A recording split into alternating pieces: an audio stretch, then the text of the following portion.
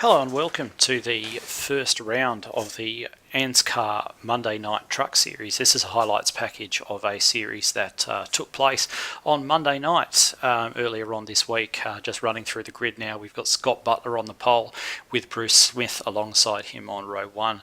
Matt Danson and Todd Maxfield on row 2 with Dwayne Preece and Steve Hoppert rounding out the third row. Moving on into the fourth row now, we've got Ira Feldberg and Tim Dawes, Jonathan Mose and Nicholas Walsh on row 5, with Jason Nicholas and Mirko Doutnak there on row 6. Just moving back onto our final row for tonight's field, we have Christopher Aon and Rodney Morris rounding out the 14 truck field. Worth noting as well that this series, the top 3 finishers in points overall will wind up getting promotion to the ANZCAR Thursday Night Thunder series, which you're going to be able to see on RRTV tonight. So fairly standard start there with the pace car pulling off, Scott Butler moving into an early lead with Bruce Smith leading the outside row. You had Maxfield there just working up behind him, and they were jostling for the lead quite a lot. You can see Steve Hoppert now leading that outside row, and Matt Danson tucked in behind him with Butler following along on the inside row. All cars are trying to stay there in the draft, all those drivers trying to slipstream one another. It is the only way to keep up on a super speedway. You fall out of that draft, you're over.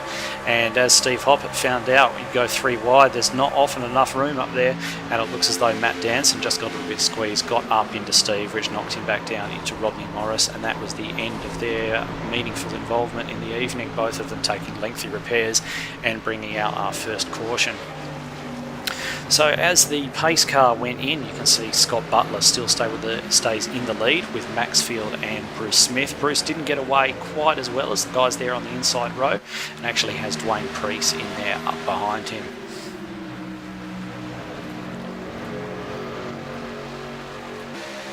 Just moving away now, you can see that Scott Butler's actually got a bit of a jump there in the MFR truck.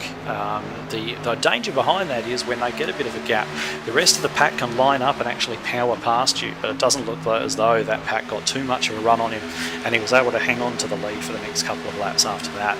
Bruce Smith still sticking with that outside row, being helped quite well by Dwayne Preece. You can see quite a lot of jostling there. Unfortunately, Dwayne getting up into the wall, leaving Jason and Nicholas with absolutely nowhere to go. Carrying that aero damage, you've just got no chance left on a super speedway. Ira Feldberg said after the race that he was looking at just hanging back and playing the strategy game, letting everybody else get into the hard racing and make sure he was there at the end.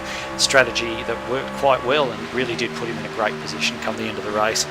Cars running 2 by 2 now up there at the front, as they do, with a single file up behind them. Scott Butler still leading the way from Todd Maxfield leading that outside row. Tim Dawes getting a little bit wayward there, but managing to gather it up okay. You can see Jonathan Mose coming up now. We're on board with him, just coming up here now behind Butler, and now jumping back on board with Ira Feldberg as he looks forward at that front pack. Tim Dawes gets into the back of Bruce Smith. Really unlucky for Bruce. He didn't do much wrong there. Tim did apologise after the race for getting into the back of him and turning him round, and that really put paid to them for the remainder of the evening. That did bring out our second caution, and when the pace car went back in, it was Jonathan Mose leading the way. He didn't get as good a jump, and Scott Butler was able to get a much better jump from the top row and reassume the lead. As everyone just sort of sorted themselves out after that caution, they did get strung out as a result of Scott Butler's reasonably good start there. So you can actually just see here as Tim Dawes carrying all that aero damage, not able to run at a good speed at all, and all the faster trucks running in that draft being able to gather him up pretty quickly, and it certainly wasn't the last part that lap traffic will play in this race. You can see Steve Hoppert coming out of the pits after half an hour of repairs and nearly getting up into the lead pack there, and I believe that Jonathan Mose will be very happy that Steve did spot them and get back down behind the line. And now you can see that lead pack. We've got Ira Feldberg just on the back of them now in 4th place, just weaving their way through some of that slower traffic. You've got Hoppert there holding the inside, a couple of guys there on the outside as well, just trying to hook into that draft. But you can see the faster guys, the leaders, all just sort of weaving their way through there. Matt Danson leading them through. Scott Butler once again retook the lead, and it was a great run between Butler and Danson for the lead, with the other guys following behind. Butler did get into the back of Most there. Most managed to gather it up, and that gave a golden opportunity to Ira Felberg, who managed to get up there. But Steve Hoppett and Mirko Doutnak came together, and that really finished them off for the remainder of the race. Now, this is the incident everyone wound up talking about. Felberg did have a run against Danson going to the line. Danson did try to squeeze him across. The trucks made contact, and they did still manage to cross the line in third and fourth position, but it did cost them both a chance at the win.